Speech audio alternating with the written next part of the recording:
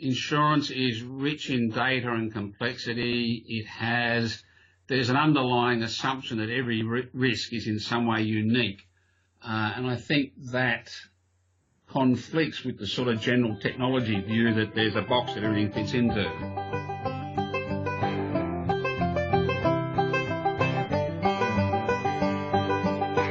Welcome to the Not Unreasonable Podcast. I'm your host, David Wright, an actuary and reinsurance broker. This is a show of interviews with people who have something to teach us about managing our businesses and ourselves. There's a lot to learn out there, folks, so let's get to work.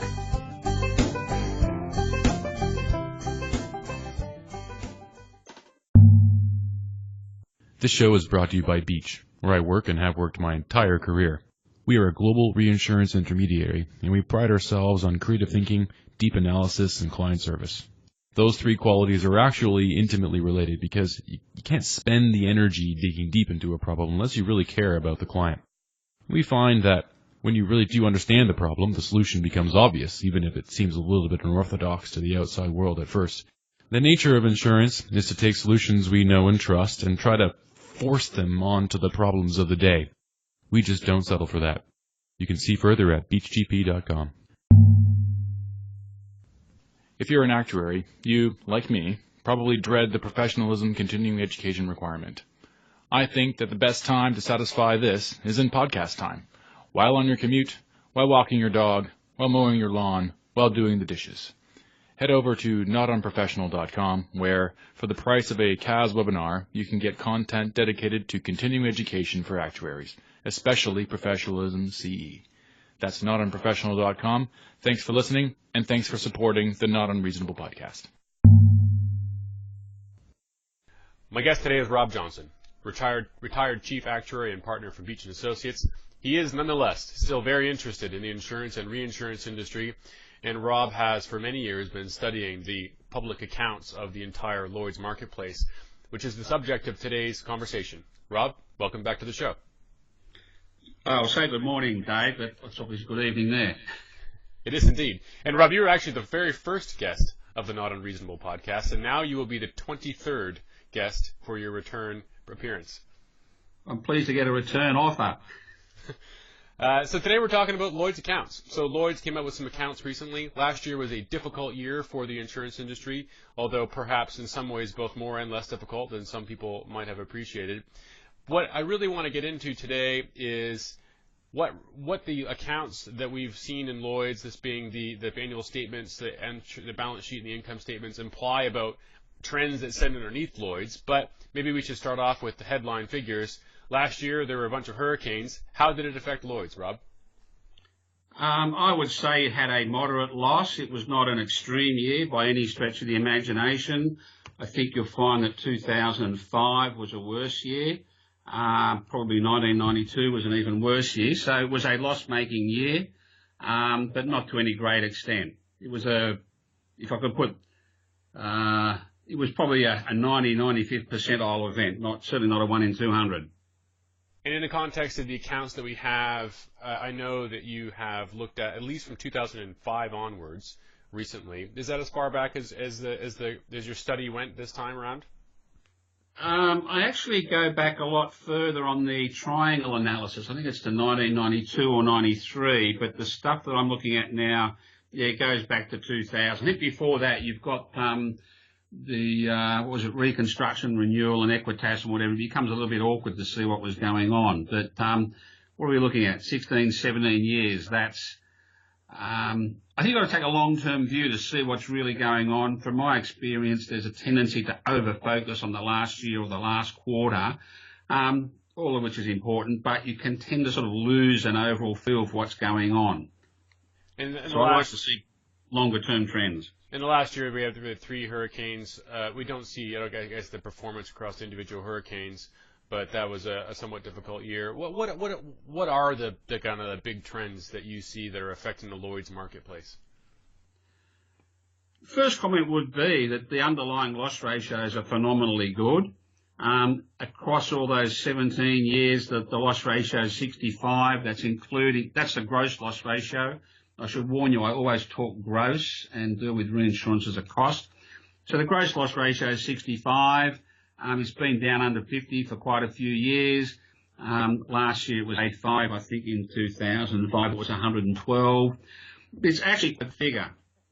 She's expenses, clearly expenses are climbing. That's masked a little bit by the way insurers and Lloyd's account for quota share reinsurances. I reverse that out. If you reverse that out, the acquisition costs have gone from 19-20% up to 26-27%. That's a very big increase. And the costs of administering the business are around 6-7%. It's been profitable over that entire period. What do you think is happening there with the changes in expenses? Because so I think of, you think expenses as two distinct items here. One being the expenses of the salaries and the rent and the system, of course. I'm sure we'll get into that. And the other side is going to be the variable expense of when you write a policy, you have to pay the agent the distribution for that policy. And it seems to me that both are going up. Are they going up? Any kind of interpretation of the whys that sit behind those two changes? Look, I agree with that. It's clear that original brokerages and commissions have gone up. The originators of business have a lot of market power, and it's in their interest obviously to push up the rate of brokerage. The other comment that I'll make there is that up until recently, Lloyd's did not specifically report on brokerage. It was just netted off. It was sort of in the bottom line, but it was not there as a line item. And I personally think that's been a mistake over the long term. If you don't measure it and report it, you won't control it. So I think certainly, yes, that's part of it. And the other part of it is that clearly the governance and control at Lloyd's and in the syndicates is the cost of that has expanded dramatically. You can have a debate about whether the cost is worthwhile or too much or too little or should be different. But I think it's pretty obvious that the cost of governance and control has certainly gone up.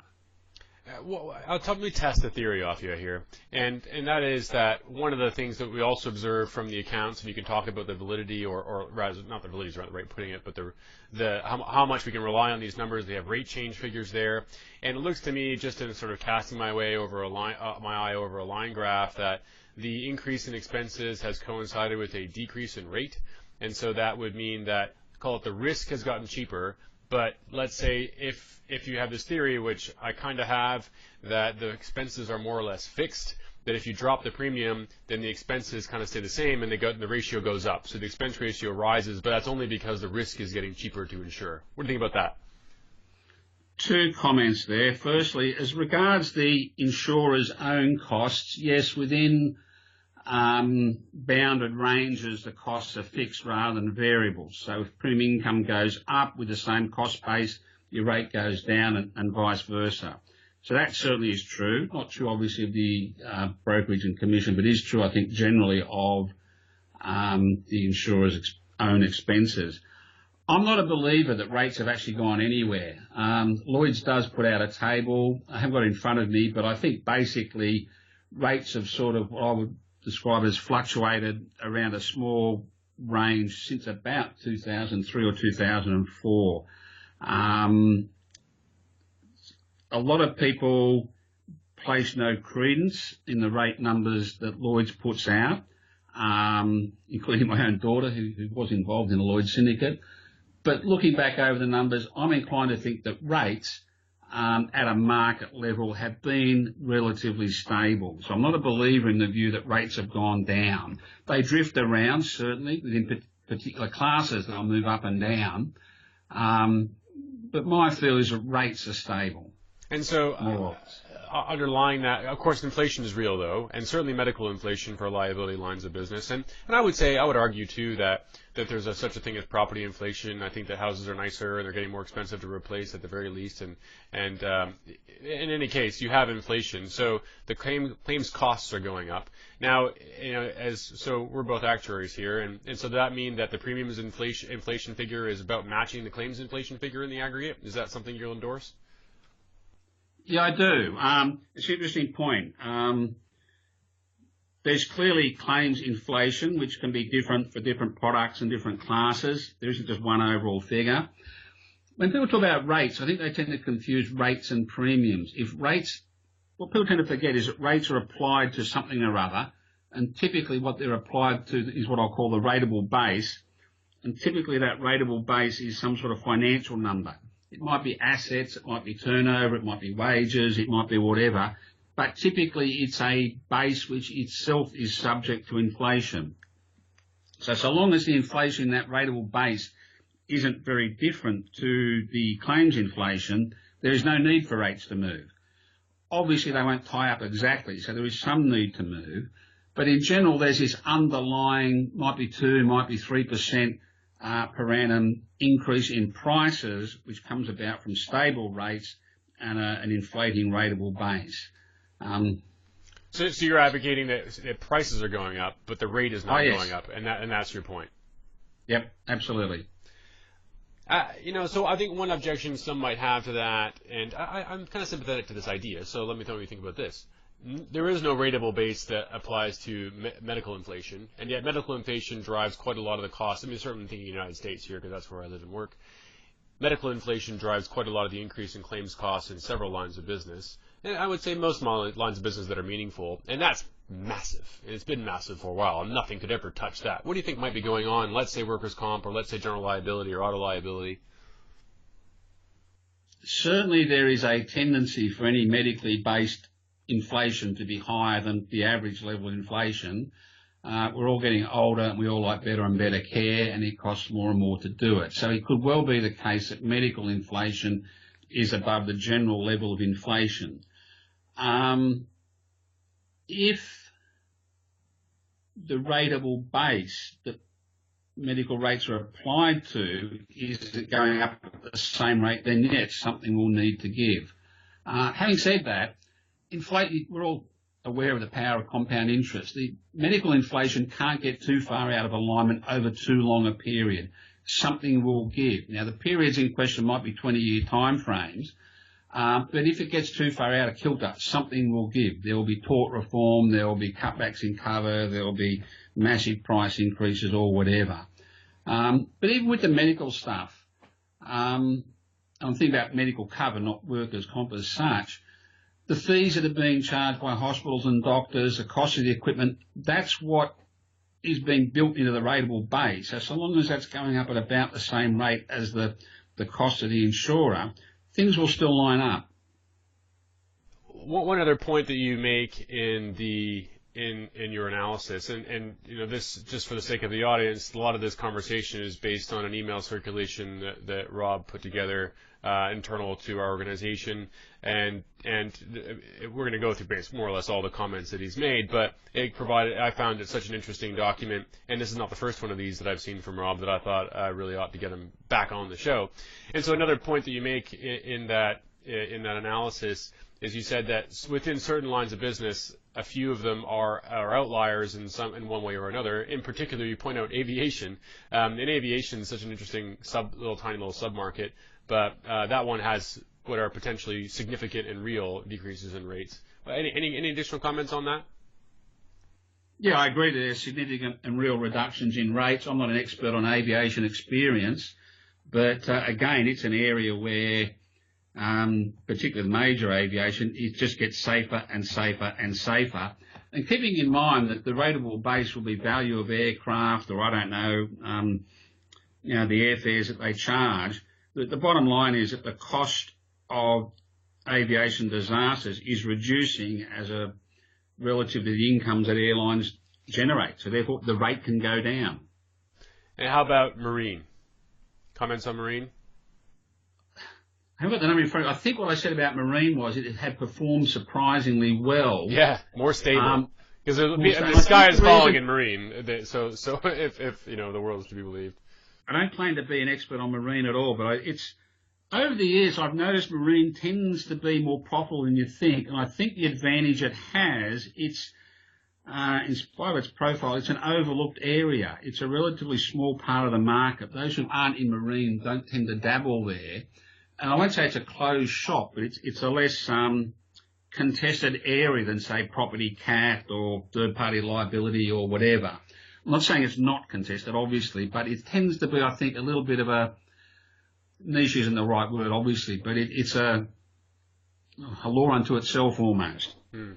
By the way, just a general comment, do you know how much of the business in Lloyd's is from the United States and how much might be from other parts of the world? Is it about half? Is that right? I would think, I haven't got I think the numbers in their accounts, and I haven't got it in front of me right now, but I would think, at least half. So motor, this is something that would be very UK focused, and motor has been, this is automobile insurance, has been the subject of quite a lot of activity in the last couple of years with regulation changes in the UK. Any thoughts on that? You would say rates have increased in motor. How's that one doing? Motor I don't claim to be close to. We did look at it a bit before I retired, but it's a high volume business, relatively low claim sizes compared to the other stuff that you find at Lloyd's. It's subject to a lot of what I might call third-party shopping, I guess, from legal firms and whatever. There's a lot of pressure that's applied there. Depending on your perspective, you might think that's wrong or right. I certainly feel people should be compensated for injuries that they suffer. The key distorting factor there has been the Ogden discount rate, which has sort of oscillated a bit. I'm not quite sure where the state of play is there. And I guess the exacerbating factor there is that it's a long-tail class of business, so that things like inflation and interest rates are very central to what you do. And even now, I think insurers tend not to think too clearly about, how those things interact over the long term. Do you maybe want to explain a little bit about the Ogden discount rate and how that's changed recently and what happened? Probably someone else could do it better than me. My understanding is Ogden was a particular case. One of the issues that actors actually have in this sort of area is courts, when they're looking at a claimant, have to do with a particular claimant. And they're not interested about life tables or averages or whatever. They've got to look at that particular claimant and say, how much money does that claimant need to deal with their injuries? And I think on the actuaries, we tend to miss that from time to time. Basically, Ogden was a discount rate which was set at a certain level. I can't remember what the figure was. It was quite low, 1 or 2%. And which was arbitrarily wound back to a negative number, which no problem with. All that's saying is inflation is more than interest rates for these sorts of injuries, which is probably fair enough. But I think that's being reviewed and wound back. And that was a highly... For me, the issue is I've got a lot of sympathy for the courts here. And the same thing applies to pensions and superannuation. If the claimant is given a lump sum, the claimant is then running all of the financial risk. They're running the investment risk, they're running the inflation risk, they're running the tax risk, they're running, global financial crisis risk. And I think we need to be aware that that's the case.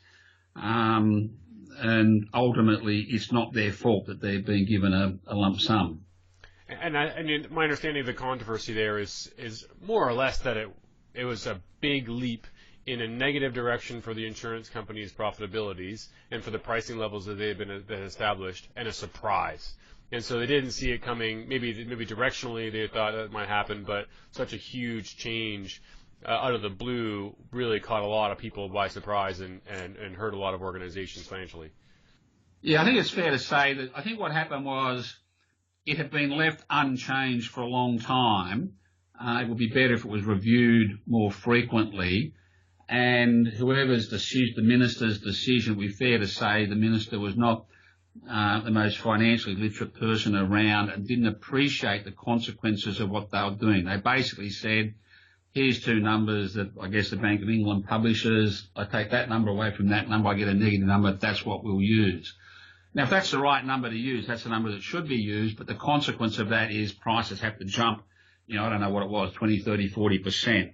And ultimately with motor, and I guess with workers' comp, you get this issue that there's a conflict, a trade-off, a debate between claimants who have legitimate expectations and those paying the insurance premiums who, for whatever reason, clearly wish to contain costs.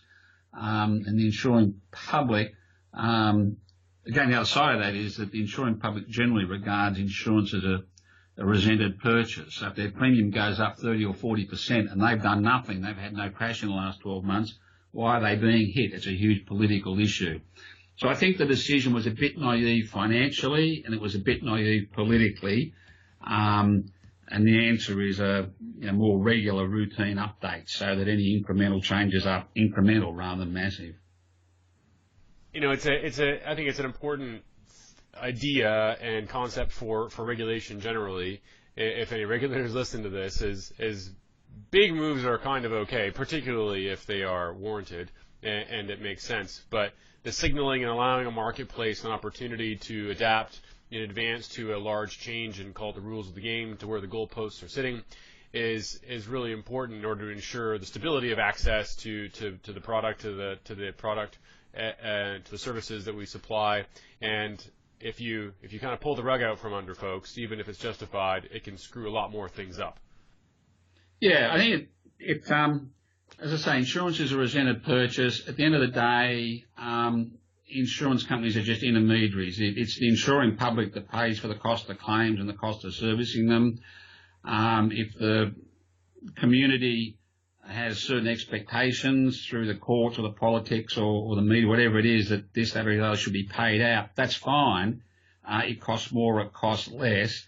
You and I know, but I don't think the general public really does get it. It's the public that pays for that. So there's this constant tension that's going on. The industry is very adaptable. It's very responsive. At the end of the day, I don't mean this in a careless way, but it doesn't really care what the claims cost is. It's involved in funding that cost.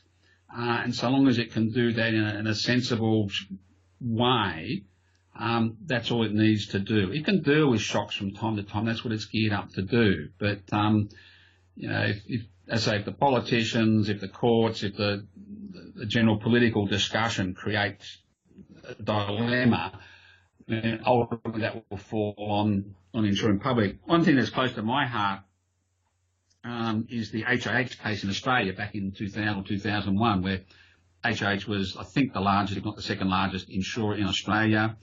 It had been underpricing and under-reserving for some time, and it fell over. At the time, I think it was the first time it became clear to the politicians and to the public that you actually needed insurance companies because there was huge dislocation. Yeah. The surgeons had to go on strike till something was fixed up. There were all sorts of sad stories. There were school fates that couldn't run because they couldn't get insurance. There was this didn't happen, that didn't happen. Small businesses couldn't compete because they couldn't get PI covered. There were a whole host of dislocations.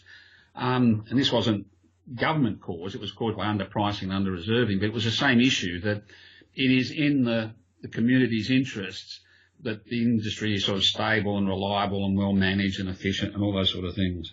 So speaking of reserving and speaking of under-reserving, that world is, well, in some jurisdictions, Australia being one, and then Lloyd's and Solvency II in the UK being another one, they're trying to ban under-reserving in some sense by forcing organizations to hold reserves with a prudential margin baked in. Do you want to talk a little bit about that reaction, which I see in the UK as being a reaction to the insolvency of the independent HIH in Australia, a few in the United States? I mean, there was an almighty calamity that happened in the early 2000s, and the liability market changed, and regulators reacted.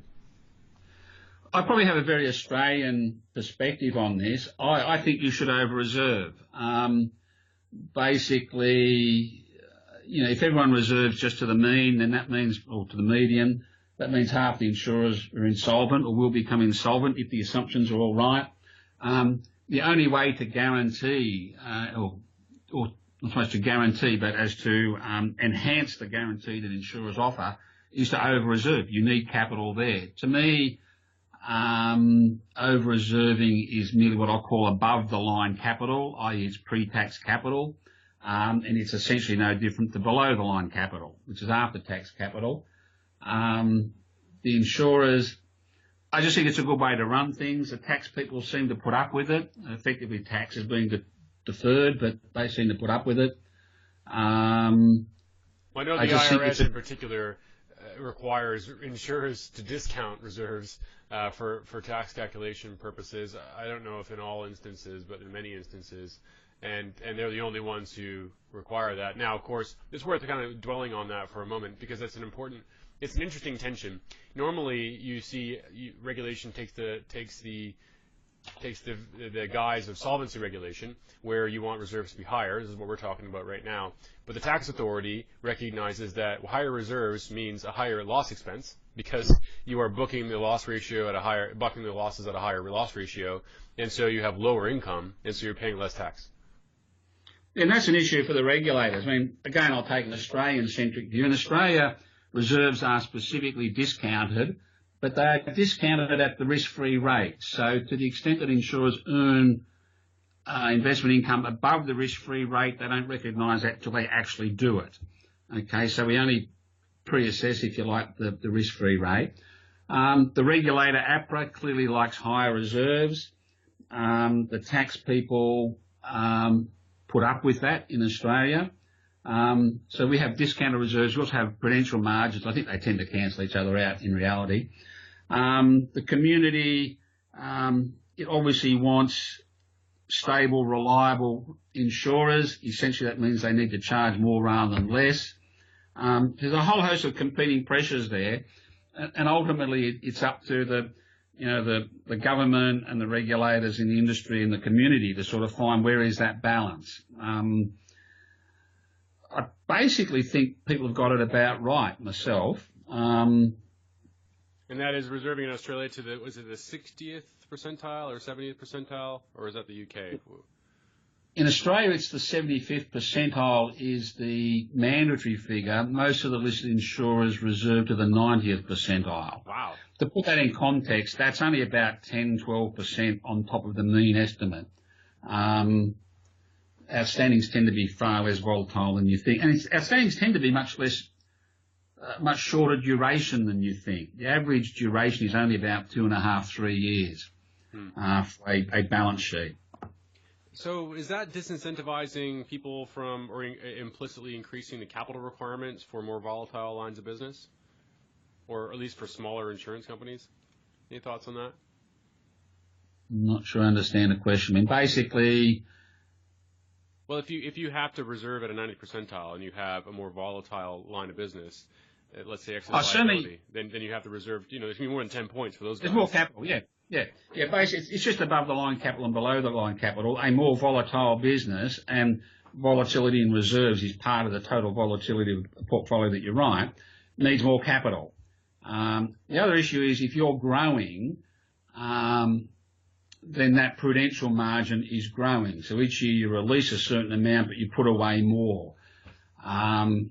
So if that's the case, and it certainly is the case at Lloyd's, there's a strain each year from increasing that margin. I find it interesting, fascinating, funny, whatever you like.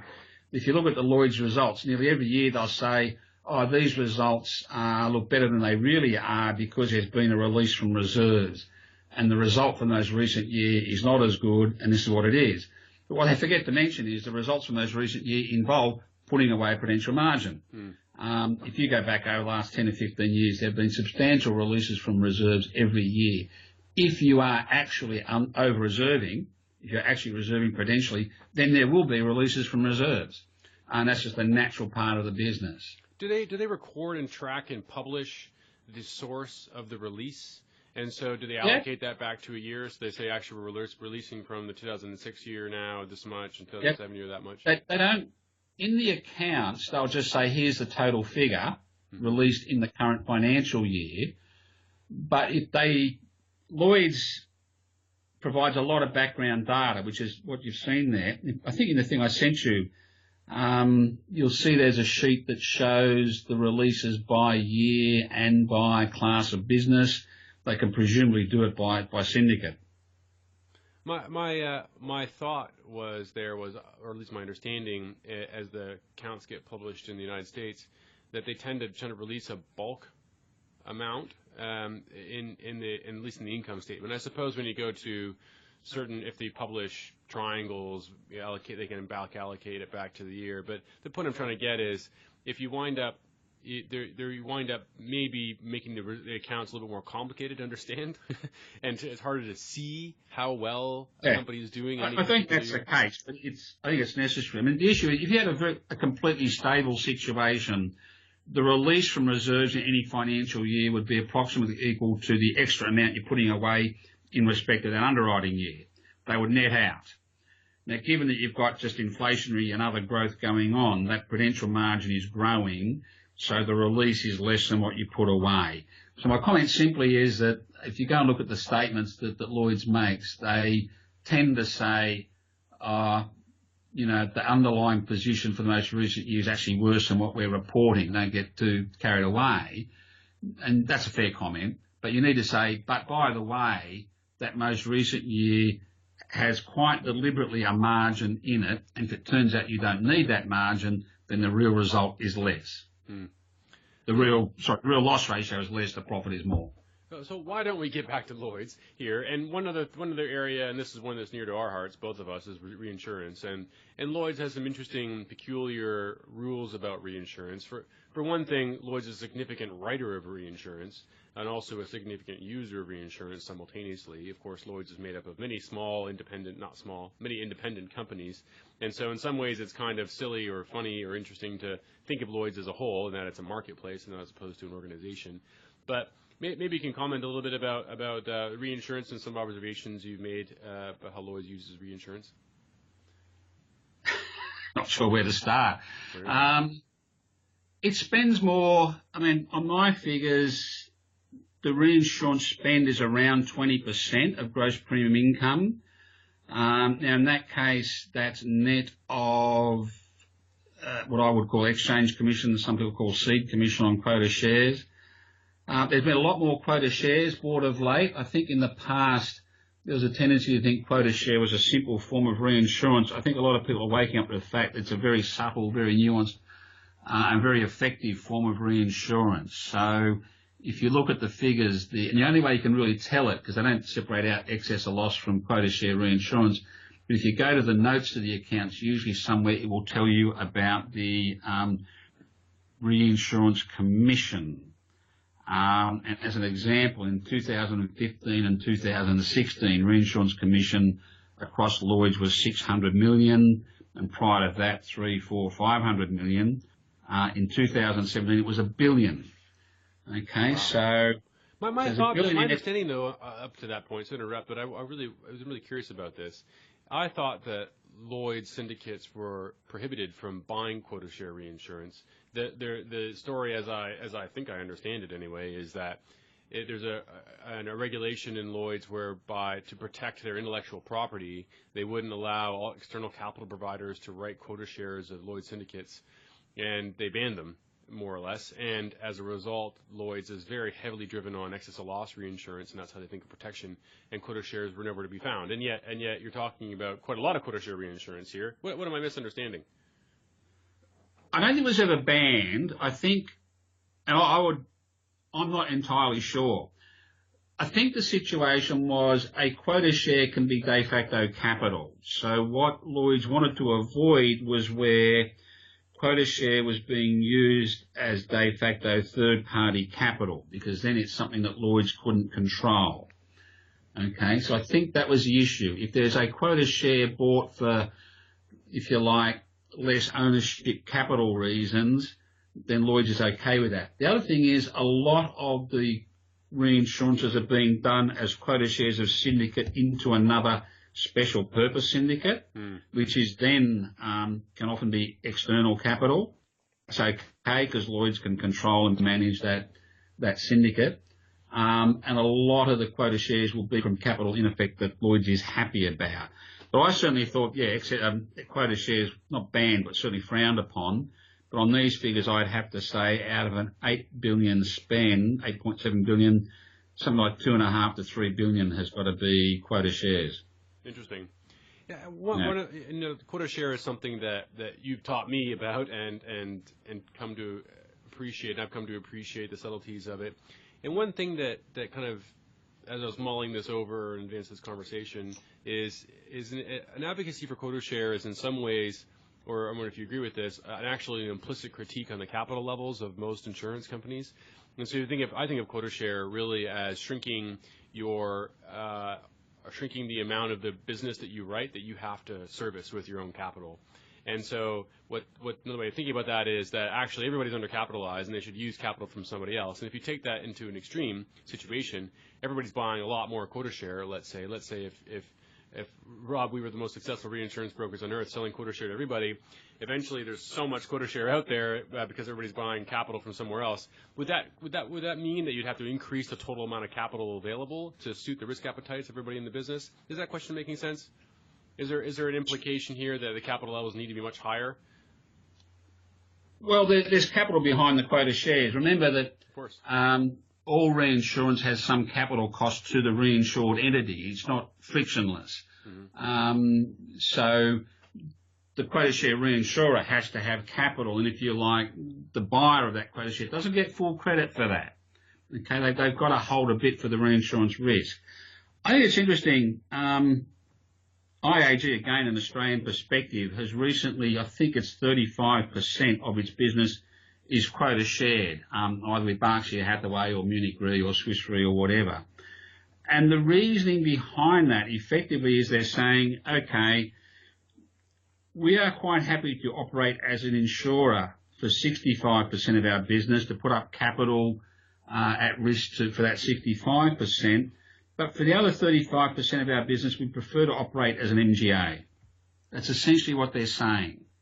So they're saying we've got an income stream here, 35% of the premium, the cost margin in the premiums is relatively stable, it's risk-free, requires very little capital. That augments our bottom line. And the other 65% is we're risk takers. So in effect, it's interesting. We tend to think that you're either an insurer or an intermediary. IAG is pretty much a direct writer, but so they're saying we're a bit of both. And that's why they're doing it. We have part of our revenue stream is de-risked and still quite attractive, and part of it is risky insurance transactions. And have they given capital back as a result, or are they simply better capitalized now on the business that they have? I think they've raised buying that quota share. Well, yeah, they've raised less capital, or the other issue will be I think they have hinted that they make clear they're not giving any guarantees. I think they've hinted that down the track there will certainly be less pressure on capital, and maybe that means a special dividend. Dividends in Australia, again, Australian perspective, are very valuable to investors from a tax perspective. So if they can do effectively a special dividend, that would be very well received in the marketplace, the investor marketplace. So let's get back to Lloyd's again. Keep getting back on track here one more time. So we have reinsurance spend is increasing over time in the recent history. Is across the large sweep of history for Lloyd's. Are we in new ground here, or is this something that's happened before? Any thoughts there? I think if you go back a long way, when I say a long way, I've got some figures in front of me here. Where are they? The reinsurance spend was higher back just after 2000, which is not surprising given that the hammering the market took up to that point of time, reconstruction and renewal. It then tended to dip down from about 2004 through to, well, quite recently, 2015, 2016, and now there's quite an increase in the amount of reinsurance bought. That's very and I think that's partly because, yeah. Well, what do you think is going on there? Because, I mean, obviously it's sort of taken as the conventional wisdom, at least amongst reinsurance people, that the smartest buyers of reinsurance tend to buy more in the soft market. And, I mean, I don't know how true or how testable that kind of thing is. Or even whether it is factually the case. But it appears to be in the aggregate that is not something that would happen. And yet here we have a colossal, call it pool of premium, which is being more heavily reinsured. Is that, how do you think about that as interacting with what is perceived to be a soft market in the sense of at least lots of capacity and people looking for opportunities? I think certainly the smart buyers will be buying more because they feel the market's softer. Or perhaps put another way, it's not likely to get that hard very soon, if at all. So that's part of it. I think part of it is these special purpose vehicles where capital is coming in through a quota share arrangement that Lloyd's is happy about rather than whatever. The other comment I should make, and this is where I probably confuse the picture, my view would be that the spend net of commissions hasn't changed. It's gone up from 20 to 22%. If you look at the top line number, i.e. before we think about seeds, it was back around 18, 19, 20, 5, 10 years ago. In 2017, it was 27%. So the top line spend has gone up a lot. My comment would be that not all of that increase is real, in the sense that the seed commission is just a journal entry. It's in and out. So there's a shift more towards quota shares. That is clearly the case. Which is a more premium-intensive form of reinsurance. And so you'd think that, if your premium volumes aren't changed very much and yet you're buying more quota share, that means in the whole you're probably transferring less kind of risk, however you might define that. Would you agree with that? I'm not sure I do. Quota shares, in my view, are very subtle, very nuanced things. I think the smart buyers get how they work. They are a very, very effective form of reinsurance. I'll say in the past their nuance and value are very under-recognised. Just as an example, I don't think I'm giving away IP here, but a comment we've often made to clients is one of the pluses of quota share is you aren't targeting where you buy. If you buy excess or loss, you are targeting where you're buying. You're saying my issue is going to be large losses, maybe risk losses, cat losses or whatever. But as soon as you target where you buy your reinsurance, you raise the possibility that the reinsurance won't respond.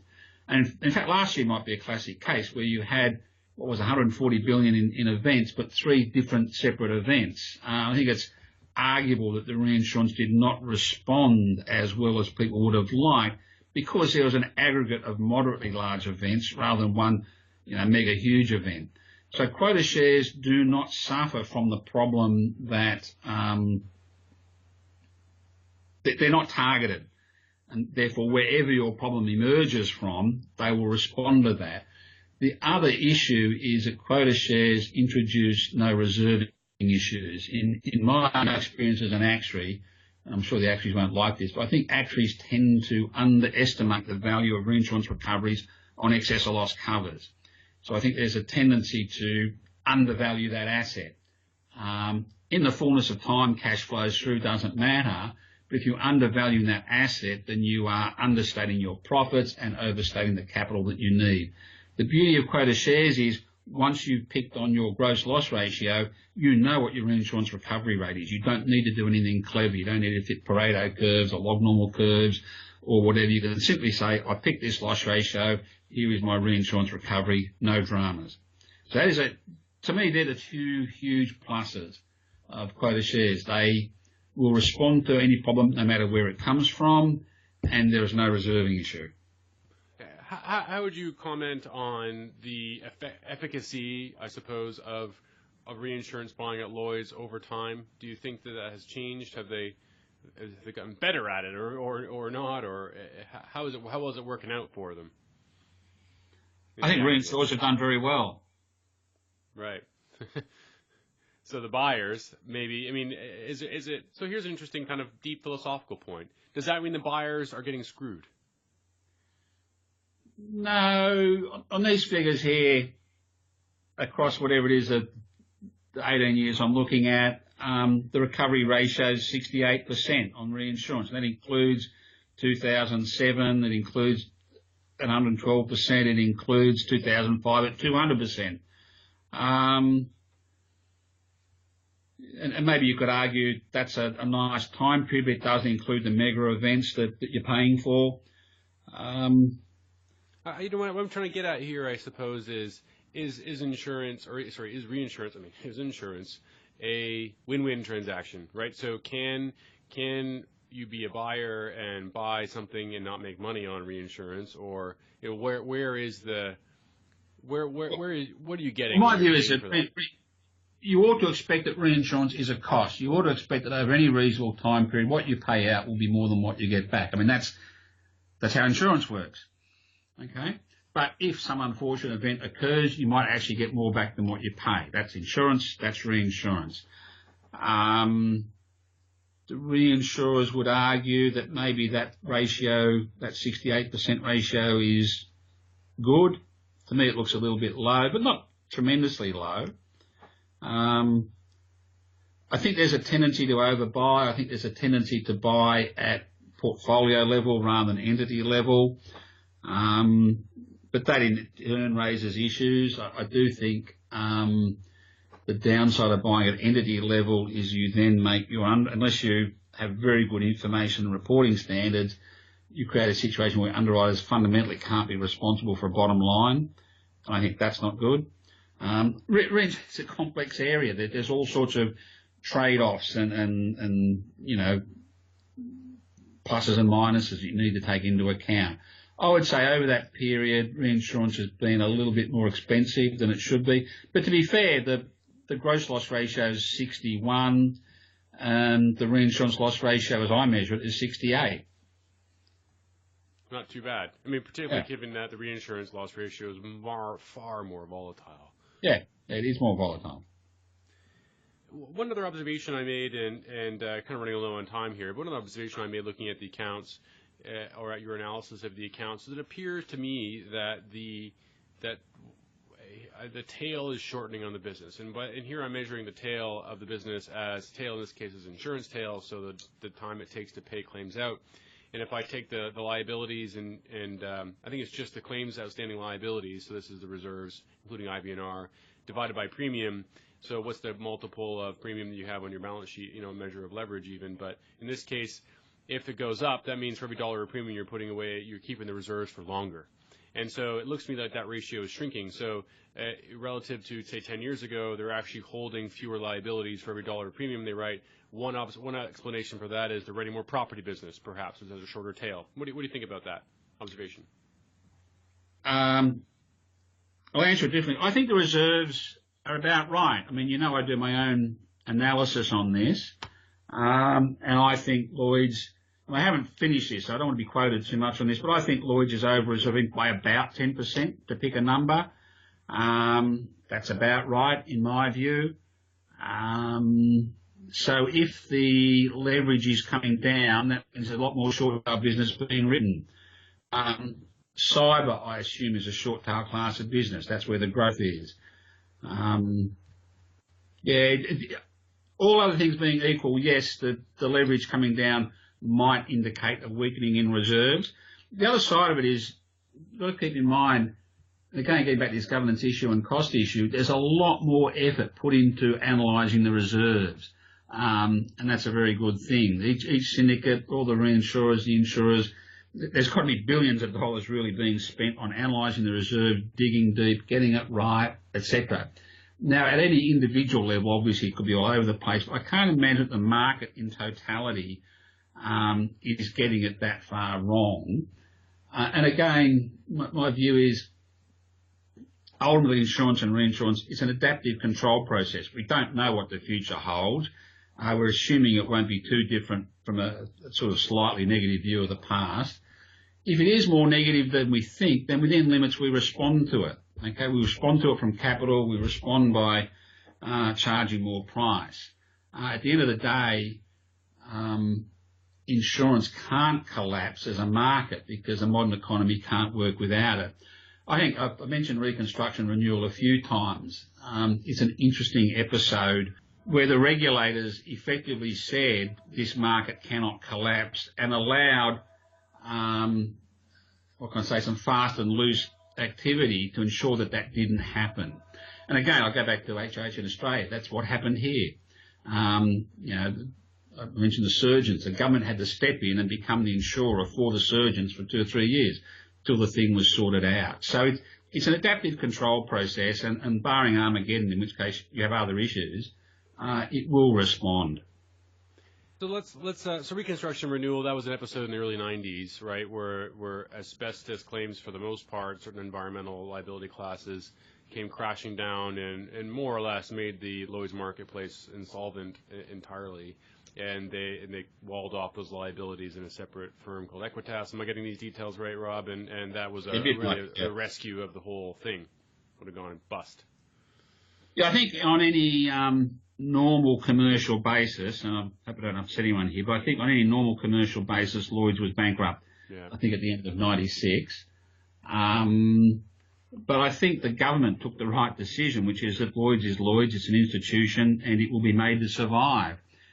And as I say, I think they played a bit fast and loose in places, but the bottom line was Lloyd's survived, the market survived, and that's good for the UK and good for insurance and reinsurance. That's what tends to happen in times of great stress. Yeah, the word they use these days is bailed out, although it hasn't really been. It's too big to fail. I mean, that's essentially what, from the UK's more, I think, political and soft power point of view, Lloyd's was too big to fail. Yeah. And the government, I don't know what happened, but I'm guessing behind the scenes the government said this will not happen, fix it. And they did. And I think they did a brilliant job. And we saw episodes of the counterfactual, the alternative universe of when that is allowed to fail, and in Australia when HIH went down, and in the UK when the independent insurance company went down, and it was a severe dislocation, and I think people suffered as a result. Now, that's not to say that the flip side to bailing out is, of course, that you need to disincentivize capital providers from allowing allowing things to go so wrong, and there's obviously a subtle trade-off there. Asbestos being an enormously unforeseeable risk at the time. Truly a bolt from. Certainly, you don't want to encourage people to just take crazy risks. So you need to make sure that those who screwed up get hammered. Those who are innocent parties, and they're hard to find. Some financial understanding would make sense. So let's close on maybe if you have any predictions of what happens to Lloyd's in the coming year. What do you think about a couple of specific thoughts that I had? Expense ratio, loss ratio, underlying trends. How do you feel like they might progress, just given what you know of what's happened up to this point? I guess pretty much what I've said so far. Rates will be stable. The underlying result is good. I think there'll be increasing pressure on underperformers. Reinsurance is becoming a much more strategic and financial decision. It's all being taken at CFO level and board level. I think it's everything changes and nothing changes. It's a very adaptive, responsive marketplace. It's quite an amazing marketplace. Just to go into the underwriting room at Lloyd's is really quite an amazing experience. I think it's got a great future. There will be stresses and strains, as there always have been. There will be pockets of poor performance and outperformance and whatever, but there's a massive amount of underwriting talent, management talent, financial talent, hopefully actuarial talent, all of which is, constantly checking and rechecking, diving through the numbers, analysing, assessing, standing back, whatever. And so long as the stresses and strains aren't of an Armageddon sort of status, I see it responding and developing. I think cyber's a classic. I mean, I know nothing about cyber. I'm too old to know anything about that. But 5 years cyber was nowhere. It's now a major class. It's growing. It's rapid. It's very profitable. Maybe it just hasn't been hit. But the market is responding to something that wasn't there 5-7 years ago. I think that's amazing. My guest today is Rob Johnson. Rob, thanks for coming back. Thank you. It's been enjoyable.